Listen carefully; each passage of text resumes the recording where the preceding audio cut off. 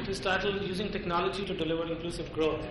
And we're going to look at three broad areas, which is the key one being financial inclusion, as well as how to improve healthcare and education. Broader strategic perspectives and economic models of public-private partnership, but how these partnerships actually translate into value at the ground level. How will Digital India actually deliver dignified India and improve the quality of life? Our first speaker is Sunil Wadhwani. Sunil is the co-founder and co-chairman of iGate Corporation. He was one of the early pioneers of the IT industry, and he has guided the development and execution of iGate's worldwide strategy. Good morning. It's great to meet you. Thank you to the organizers of the conference, Nitin, Manoj, all of you, on this really timely subject at this time. That there are a lot of these needs: healthcare, education, livelihood, agriculture, and so on. And there are thousands of innovators who have very interesting ideas that they're trying out on a small scale. The challenge is these innovators don't have resources, they don't have money, they don't have management and technical know-how. One guy is working in 2 villages in UP, someone else is working on something else similar in 3 villages in Madhya Pradesh. They don't know how to be scaled up. Many of these technology changes require changes in behavior, and that's very, very difficult to do. Very difficult to do.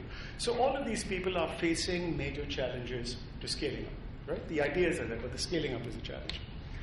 So what I'd like to propose is a 5-point plan, an ambitious plan, but I believe a very achievable plan to how we can take these ideas and help them scale up. And then I'll give you in a minute or so some examples of how we're actually trying to do this in India.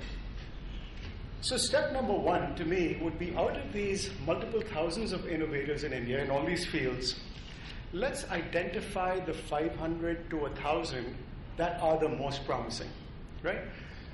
All these ideas exist, but no one has really looked closely at which of all of these ideas is the most sustainable, which is scalable, which is having impact. I'll tell you on a simple thing like infant nutrition, okay, and how do you improve infant nutrition for poor villagers in India. There are probably 100 NGOs working on this in India. Well, which one's approach is better compared to that, who should be back, etc., it's not clear because no one's done those kinds of assessments. So, and the same exists in education, agriculture, and so on. So the first point is, let's take a look at all of these innovators. Let's identify the most promising ones in terms of impact, sustainability, scalability, and then let's help them scale up. Let's help them scale up by giving them management, technical know-how, etc. So that's step 1. Step number 2 is it takes money to scale up innovations. I mean, whether you're in the US or China or India, it takes money. And my proposal is, why don't we set up a $200 million innovation fund in India, a social innovation fund, inclusive innovation fund, so that when we identify these most promising innovators, we've got money to give them. And the money we would give them would be in the $100,000 to $500,000 range, because there's a huge gap in that space. Below $40,000 or $50,000 in India, you can get that kind of money through various sources. If you scale up to the level where you need over $500,000, then there are venture capital funds like Avishkar and Acumen and Grassroots and so on, who can give you funds.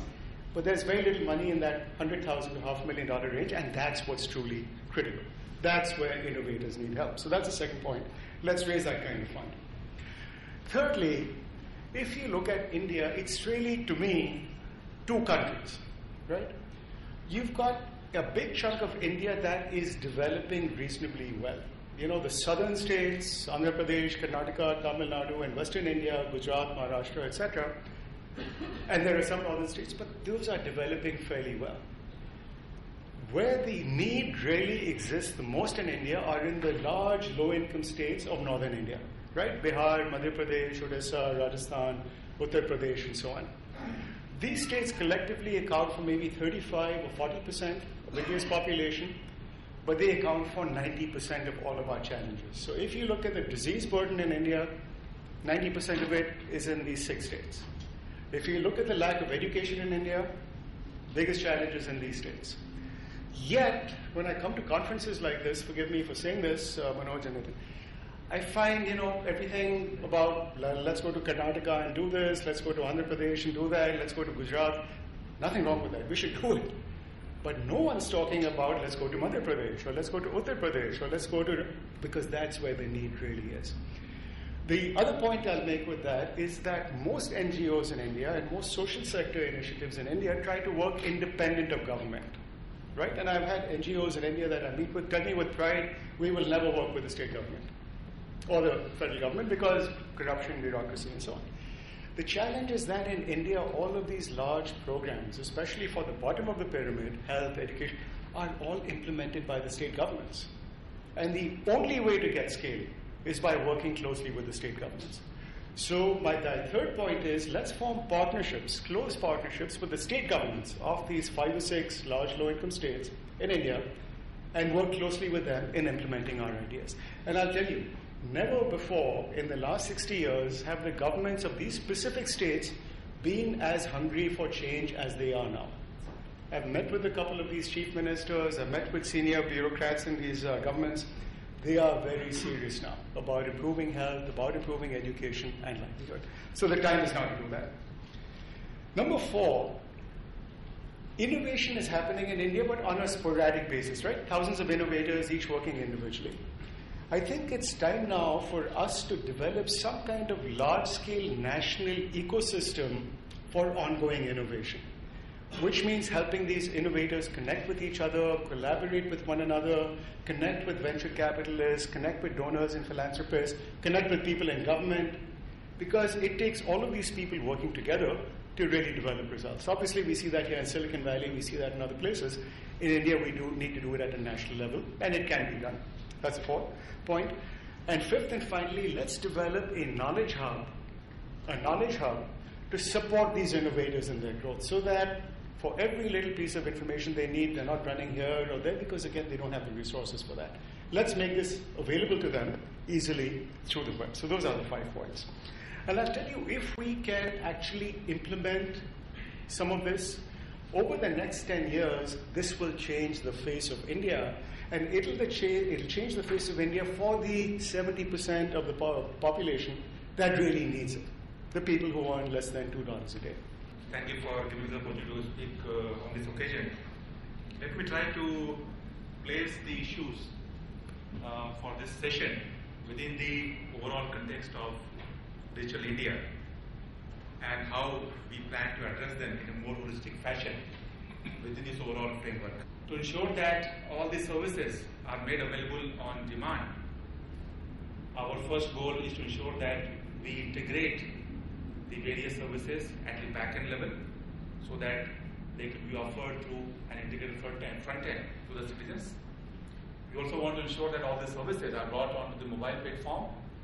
The citizen settlements are available through a cloud-based mechanism so that they can be made portable. The idea is that when a citizen moves from one place to another, he or she doesn't need to carry the settlements in physical form. They are available on the cloud from anywhere across the entire country. We also would like to transform the environment for doing business in the country as a key goal of the Digital India program. We also would like to ensure that the financial transactions are made electronic and cashless. And this goes along with the current implementation of the Prime Minister's program for financial inclusion called PM's Jan Dhan Yojana. This aims at providing a bank account to the entire unbanked population, and already over 100 million accounts have been opened in the last 4 months for people who do not have bank accounts currently. We also would like to use GIS for decision support and development and planning, and this is another key area of activity where we could learn from the best practices from the US and from the organizations here. We also would like to